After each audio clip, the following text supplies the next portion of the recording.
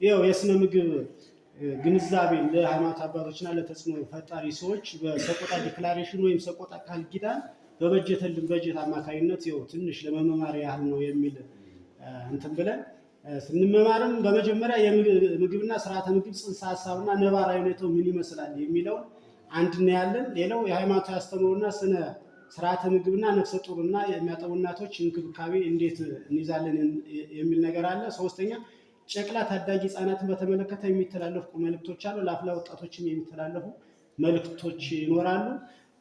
ከመንፈሳዊ አባቶች ወይም ከተጽዕኖ ፈጣሪ ሰዎችስ ምን ይጠበቃል የሚለውን ነገር እንትንላለን። በአጠቃላይ ሰነዷ ውስጥ ይኸው መቀንጨር፣ የስርዓተ ምግብ አለመመጣጠን ምን ያስከትላል የሚለው እንዴት እንከላከለዋለን የሚል ነገር ስለያዘ በአጠቃላይ የመቀንጨርና የመቀጨት ችግር ካለ በሀገር ላይ የሚያሳድረው ኢኮኖሚያዊ፣ ማህበራዊና ፖለቲካዊ ጫናስ ምን ይመስላል የሚለውን ነገር እንዲሁ የሚዳስስ ስለሆነ ይችን በጽሞና ተከታተሉና እንትን ለማለት እንፈልጋለን።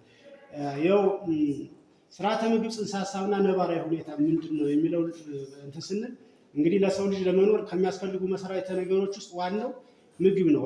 መሰረታዊ ነገሮች እንግዲህ ከዚህ ቀደም የምናውቃቸው እኛ ወይም ስንማርም እንዲህ በአንድም በሌላም እውቀት ስንቀያየር በዋናነት ምግብ ነው። ከምግብ ባለሰ ልብስ አለ፣ ከዚያ መጠለያ አለ።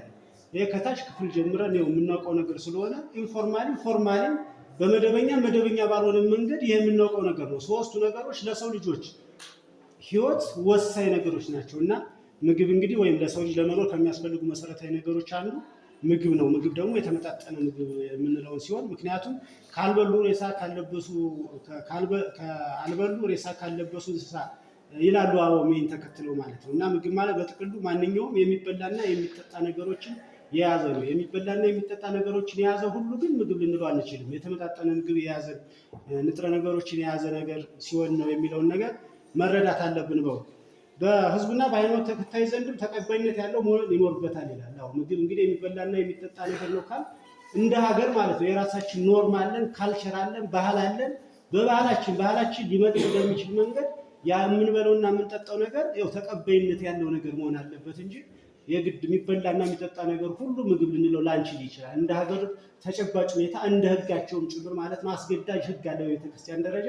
ያን የተከተለ ነገር ሁሉ ምግብ ልንለው ይገባል የሚለውን ነገር መውሰድ አለበት። በአጠቃላይ በሰውነታችን ክፍሎች የሚደረጉ እንቅስቃሴዎችን እና የሰውነት ጥገና ላይ ተጽዕኖ የሚያሳድሩ ስነ ህይወታዊ፣ ማህበራዊና ምጣኔ ሀብታዊ ሂደቶች ውህደት ነው ይላል። ምግብ እንግዲህ ለስነ ህይወታዊና ለማህበራዊ እንዲሁም ምጣኔ ሀብታዊ እድገት ወሳኝ ነው። ምግብ ካልበላን ማህበራዊ መስተጋበራችን ከሰው ጋር የተስተካከለ አይሆንም። እንደ ሀገርም የምጣኔ ሀብት ሂደቶች ውህደት ጭምር ስለሆነ የተዛባ ይሆናል ማለት ነው። የተመጣጠነ ምግብ ካልበላን ማለት ነው። ጤነኛ ምግብ ካልበላን ጤነኛ ትውልድ አንፈጥርም። ጤነኛ ትውልድ ካልተፈጠረ ደግሞ ምጣኔ ሀብታዊ ሆናችን ሊሰራ የሚችል አቅም ያለው ኃይል ስለማይፈጠር ማለት ነው በሀገር ላይም ጫና እንዳለው መገንዘብ አለብን የሚለውን ነገር ውሰዱ። በሀገራችን ብሎም በወረዳችን ከ80 በመቶ በላይ የሚሆነው የተላላፊና ተላላፊ በሽታ ምክንያቶች ምግብ ወለድ በሽታ ነው የሚለውን ከግምት ውስጥ ማስገባት አለብን። ከዚህም 45 በመቶ ለሚሆኑ ህፃናት ሞት ምክንያት የሚሆነው በተመጣጠነ ምግብ እጥረት ነው። እንደ ወረዳችንም አሁን ብንወስደው ማለት ነው ከአለን ህዝብ 110 ሺህ ህዝብ ህፃናት በዚያ ልክ ደግሞ የራሳቸው ስሌት ወይም ቁጥር ስላላቸው 45 በመቶ የሚሆኑት ህፃናት ለሞት ምክንያት የሚሆነው የተመጣጠነ ምግብ እጥረት ነው የሚለውን ነገር ውሰዱ። 50 በመቶ የሚሆነው በተመጣጠነ ምግብ እጥረት የሚከሰት በተቅማጥ በሽታ ነው የሚል ነገር አለ። የተመጣጠነ ምግብ ማለት በአጠቃላይ በመጠኑ በቂ የሆነ ከተለያዩ የምግብ አይነቶች የያዘ ነው። ለምሳሌ ከገንቢ ምግቦችን ወይም ጠጋኝ ምግቦችን የያዘ፣ በሽታ ተከላካይ ምግቦችን የያዘ፣ ኃይልና ሙቀት ሰጪ ምግቦችን የያዘ በሙሉ እነዚህ የተመጣጠነ ምግብ እንለዋለን ወይም ሙሉ ንጥረ ነገር የያዘ ምግብ ነው ብለን ልንጠራው እንችላለን። ለምሳሌ ገንቢ ምግቦች ከምናገኛለን ብለን ስንል ገንቢ ምግቦችን ከእጽዋቶች፣ ከአትክልቶች እና ከእንስሳትና እንስሳት ተዋጽኦች ልናገኛቸው እንችላለን በቀላሉ ማለት ነው። ቅድም ታዴ እንዳለው አንድ አርሶ አደር እንቁላል ሽጦ ድንች ይገዛል፣ ማር ሽጦ ዘይት ይገዛል፣ ከብት ሽጦ ሌላ ነገር ይመገባል እና ሁሉም ነገር በተለይ አርሶ አደሩ ላይ ሁሉ በእጁ ሁሉ በደጁ ስለሆነ በትንሽ ቦታ ላይ በትንሽ መሬት ላይ ግን ደግሞ ብዙ ጥቅም ሊያገኝበት የሚችል የተለያየ ምግብ እንትን ሊያዘጋጅ ይችላል የሚለውን መውሰድ አለብን። ዞሮ እናንተ መጥታችሁ እዚያ እንድታስተምሩልን የፈለግነው ተሰሚነት ስላላችሁ እና ገንቢ ምግቦችን እንግዲህ እንስሳትና እንስሳት ተዋጽኦ እንድናገኛቸው እንችላለን። ለምሳሌ እንደ ወተት፣ እርጎ፣ አይብ፣ እንቁላል፣ አሳ፣ ዶሮ፣ ባቄላ፣ አተር የያዘ እነዚህ በሙሉ ያው ገንቢ ወይም ፕሮቲን የምንላቸው ናቸው የሚለውን ነገር የያዙት። በሽታ ተከላካይ የምንላቸው ምግቦች ከአትክልትና ፍራፍሬ የሚገኙ ሲሆኑ ለምሳሌ ያው ከሙዝ፣ ከማንጎ፣ ከብርቱካን፣ ከፓፓያ፣ አፕል፣ ካሮት፣ ሰላጣ፣ ቆስጣ እነዚህ ደግሞ በትንሽ ቦታ ላይ ልንተክላቸውና ልናገኛቸው የምንችል የተመጣጠነ ምግብ ያው ለሰውነታችን ሊጠቅሙ የሚችሉ እንትኖች ናቸው የሚለውን መውሰድ አለብን። ኃይልና ሙቀት ሰጪ የምንላቸውም ያው ጣፋጭ ምግቦችን የያዘ ለምሳሌ እንደ ማር፣ እንደ ቅቤ፣ እንጀራ፣ በቆሎ፣ ድንች እንደዚህ በቀላሉ እናገኛቸው የምንችላቸውም እንትኖች የያዘ ስለሆነ እነዚህን ካገኘን የተመጣጠነ ምግብ አገኘን እንላለን። የተመጣጠነ ምግብ ካገኘን ደግሞ የተስተካከለ ትውልድ አገኘን እንላለን። በአጠቃላይ በአብዛኛው በከተሞችም ሆነ በገጠር የሀገራችን ክፍሎች በመጠን ያለፈ የተዛባ የአመጋገብ ስርዓት የሚያስከትለው የምግብ አመለካከት ችግር አለ። በተዛባ የምግብ አመጋገብ ስርዓት የተለያዩ በሽታዎች ሊይዘን ይችላል የሚለውን ነገር ውሰዱ። አንደኛ የስኳር በሽታ ሊይዘን ይችላል። የልብ ህመም፣ ከፍተኛ የደም ግፊት፣ ከልክ ያለፈ ውፍረትና ስር ለሰደዱ በሽታዎች ያጋልጠናል። ከልክ ያለፈ ምግብ መመገብ ለተለያየ ችግር ያጋልጠናል የሚለውን ነገር ያው መረዳት አለብን። በሀገራችን በስፋት የሚታወቀው የምግብ አለመመጣጠን ችግር በቂ ምግብ ያለማግኘት ችግር ነው። ይህ ችግር በመጠኑና በጥራቱ ያልተሟላ ምግብና በተደጋጋሚ የሚከሰቱ ተላላፊ በሽታዎችን ውጤት ነው የሚል ነገር አለ። በቂ ምግብ ያለማግኘት ችግርን እንግዲህ በዋናነት ፕሮጀክቱ ማልሞ እየሰራ ያለበት ማለት ነው። እነዚህ ምግቦች ያላገኘ ህፃን በተለይ ያው ነፍሰ ጡር እናቶችና አጥቢ እናቶች እስከ 2 ዓመት ያሉ ህፃናት ወይም አንድ ነፍሰ ጡር እናት 2 ነፍስ የያዘች ነው ይለዋል። እነዚህን ያላገኘ የተመጣጠረ ምግብ ያላገኘች እናት የሚወለደው ልጅ ያው የመቀንጨር ወይም ወስቲንግ መቀጨጭ እንደዚህ ስታንቲንግ የሚባል በሽታ ሊይዛቸው ይችላል የሚል ነገር አለ። በሶስተኛው ከክብደት ለእድሜ ከሚጠበቀው በታች ሆኖ የመፈጠር ጉዳይ አለ። የተመጣጠነ ምግብ ከአጠቃላይ ያልተመገበች እናት የምትወልደው ልጅ አንደኛ የቀነጨረ ነው፣ ሁለተኛው የቀጨጨ ነው፣ ሶስተኛው ደግሞ ከክብደት አኳያ ለእድሜ ከሚመጥነው በታች ሆኖ የሚፈጠር ነው ማለት ነው። እና እዚህ ነፍሰ ጡር እናቶችና አጥቢ እናቶች ላይ ስራ ካልተሰራ የሚፈጠረው ትውልድ የቀጨጨ የመከነ ትውልድ ነው የሚለውን ነገር መውሰድ አለብን። አሁን ላይ ያለው 80% ክፍል እንዳልኳቸው የኢትዮጵያ ሕዝብ ከ100 ሚሊዮን 80% ወደ ስሌት ስከቱት ጤነኛ ሕዝብ አምራች ሕዝብ የለም የሚለውን ነገር መረዳት እንዳለብን ያው ጽሁፋ ትላለች የሚለውን ነገር መውሰድ አለብን። እንግዲህ ይሄንን ካል መቀጨጭ ምንድነው መቀንጨር ምንድነው የሚለውን ነገር መያዝ አለብን። መቀጨጭ ለአጭር ጊዜ በቂ ምግብ ባለመውሰድና በአብዛኛው ጊዜው በተደጋጋሚ ለበሽታ መጋለጥ የሚከሰት ችግር ነው ይላል። መቀጨጭ ከቁመት አንጻር እጅግ ዝቅተኛ ክብደት እንዲኖረው ያደርጋል። መቀጨጭ ለተፋጠነ ሞት የሚያበቃ በመሆኑ አጣዳፊ ከበቂ በታች የምግብ አለመጣጠን ችግር ተደርጎ ይወሰዳል ይላል። ይሄ መቀጨጭ ትርጉም ነው። መቀንጨር የምንለው ደግሞ መቀንጨር ስር የሰደደ ወይም ለረጅም ጊዜ በቂ ያልሆነ ንጥረ ነገር ወይም ምግቦችን ባለማግኘት እንዲሁም የአንጀት ጥገኛ ትላትቶች በተደጋጋሚ በሚከሰት ህመም ምክንያት የሚከሰት የምግብ አለመመጣጠን የሚያስከትለው ችግር ነው ይላል። መቀንጨር አንድ ህፃን በእድሜው ሊደርስ የሚገባውን የቁመት መጠን መድረስ አለመቻል ነው። ይህም የአካል ብቻ ሳይሆን ሊመለስ የሚያችል የአእምሮ እድገት መገታትን ጭምር ያመላክታል ማለት ነው። እንግዲህ መቀጨጭም ሆነ መቀንጨር ከቁመትና ከክብደት ጋር የተያያዘ ይሁን እንጂ ልጆች ወይም ህፃናት ተወልደው ግን ደግሞ እያደጉ ባሉበት ሰዓት አእምሮዊ ችግር ሊገጥማቸው ይችላል የሚለውን ነገር መውሰድ አለብን። የመቀጨጭና የመቀንጨር ችግር የሚያስከትለው ተጽዕኖ ምንድን ነው የሚለውን ስናይ ደግሞ አንደኛ ማህበራዊ ችግር ይፈጥራል። ሁለተኛ ኢኮኖሚያዊ ችግር ይፈጥራል። ሶስተኛ ፖለቲካዊ ችግርም ይፈጥራል። ማህበራዊ ችግር ስንል በደንብ የተመጣጠነ ምግብ ተመግቦ ያላደገ ሰው በሰዎች ላይ እንደዚህ ከሌሎች ህፃናት የመገለል የመገፋት ይደርስበታል። ፖለቲካዊ ችግርም ብለን ስንል የተስተካከለ የተመጣጠነ ምግብ ያላገኘ ትውልድ በፖለቲካው ዘንድ ትልቅ ጫና አለበት የሚለውን ነገር መረዳት አለብን። የሚለውን ነገር መውሰድ እንችላለን። በዝርዝር ግን ዜጎች በጤና መጓደል በሚፈጠር የመስራት አቅም መዳከም ይፈጥራል ማለት ነው። አንድ የተመጣጠነ ምግብ ያላገኘ እንግዲህ ህፃን በጤና መጓደል በሚፈጠረው የመስራት አቅም መዳከም በግለሰብ ደረጃ በሀገርም ደረጃ ጉዳት አለው የሚለውን ነገር እናያለን። ሁለተኛ በአካል ተወዳዳሪ ባለመሆን የማምረት አቅም መዳከም ይፈጥራል ማለት ነው። አምራች ዜጋ አይሆንም የሚለውን ነገር መውሰድ አለብን። 3 ለሕክምና በሚያወጡት ከፍተኛ ወጪ ምክንያት ለከፋ ችግር ይዳረጋል የሚለውን ነገር መውሰድ አለብን። ለምሳሌ በሀገሪቱ ጥቅል ምርቶች ላይ በ16.5% ተጽዕኖ እንደሚያሳድር የተለያዩ አጥኚዎች ይፋ አድርገውታል።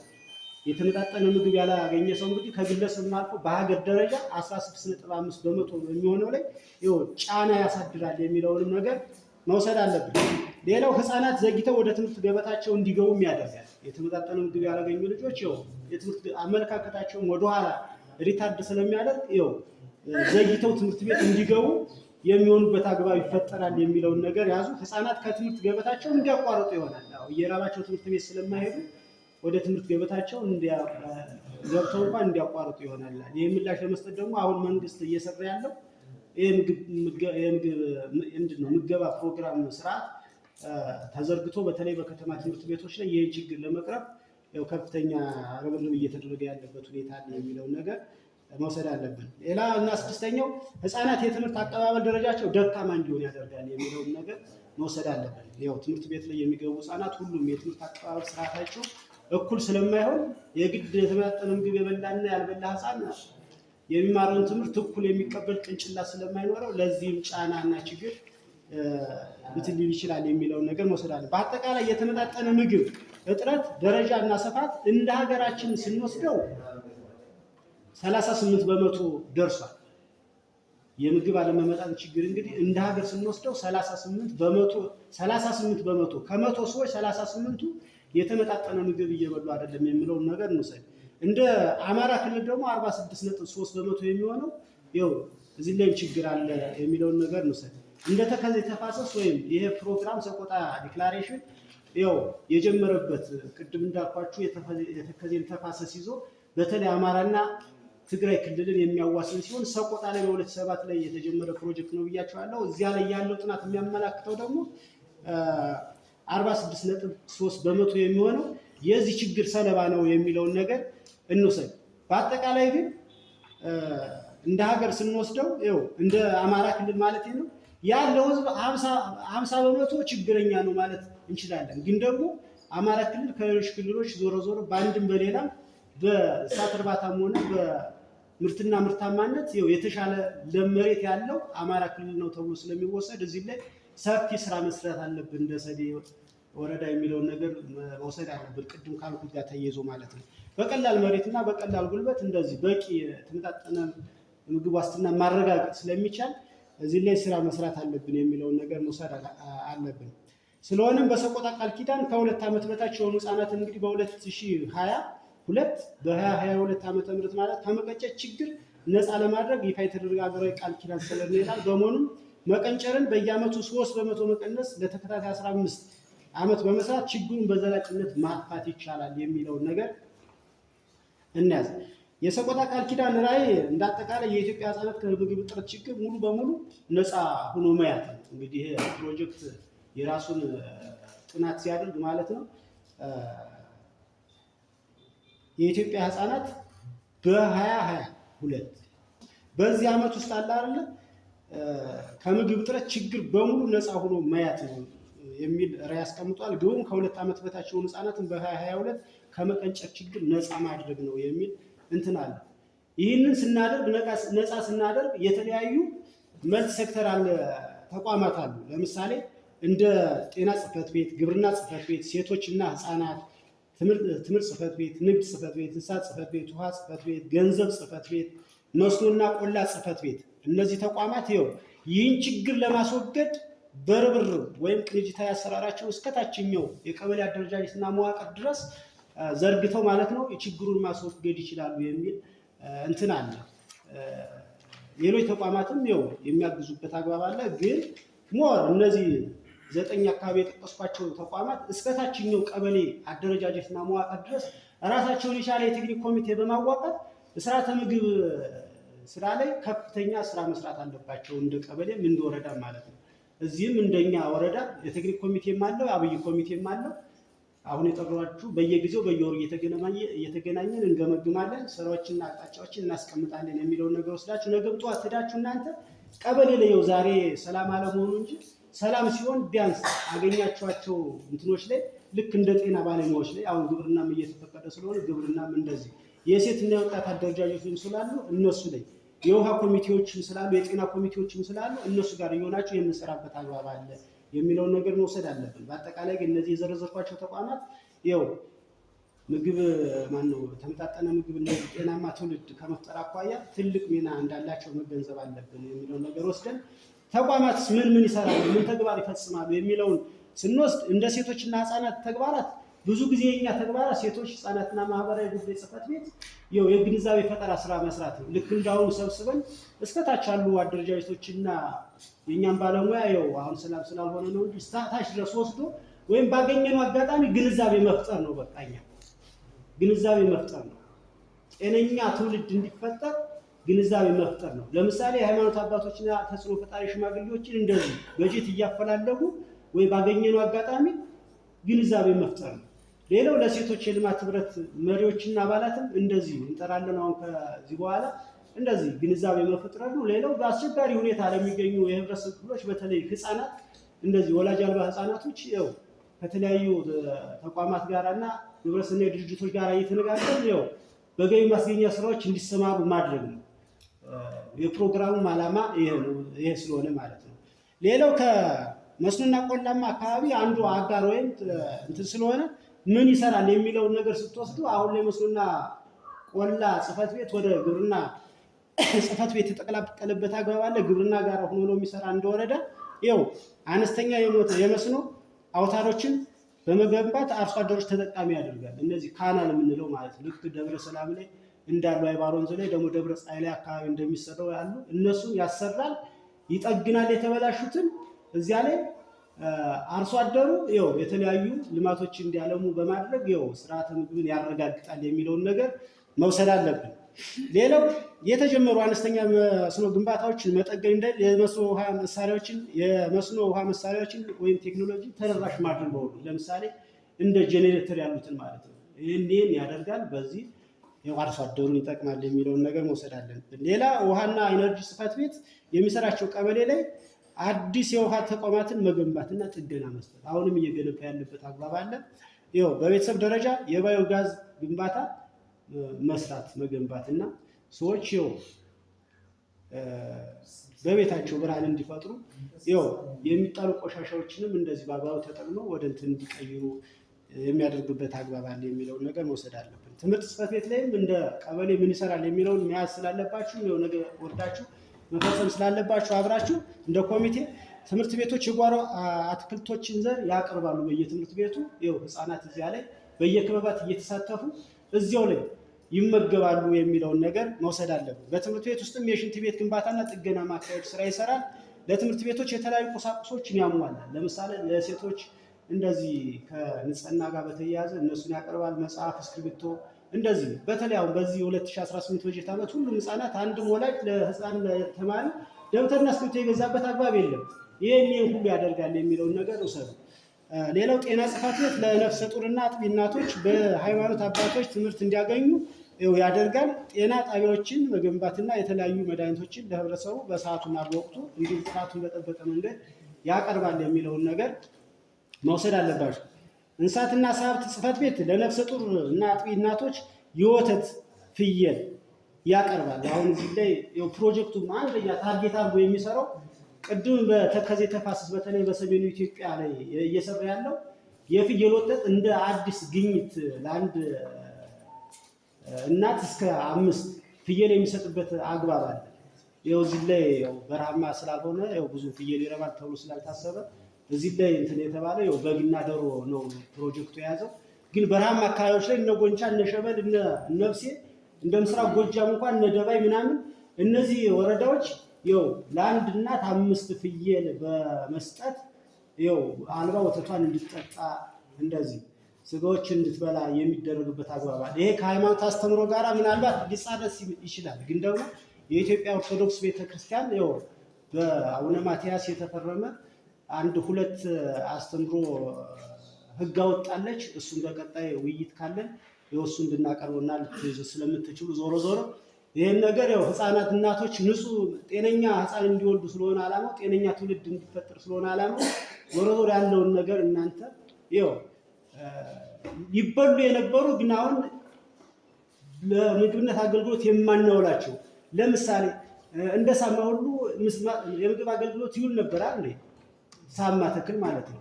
አሁን ላይ ግን ያን ነገር ሁሉ እንዲለመድ የማድረግ ነገር ዞሮ ቅድም ካልኳችሁ ከባህል ከምን ጋር ተያይዞ ምናምን ያልኳችሁ ከዚያ ጋር እያጣጣማችሁ ማለት ነው። እነዚህ ነገሮች ያው የምግብ አመጋገብ ስርዓታችን ሰውን የምናስለምድበት አግባብ እንዲፈጠር ነው። እናንተ ተጽዕኖ ፈጣሪ ሰዎችን የጠራናቸው የሚለውን ነገር ያዙ።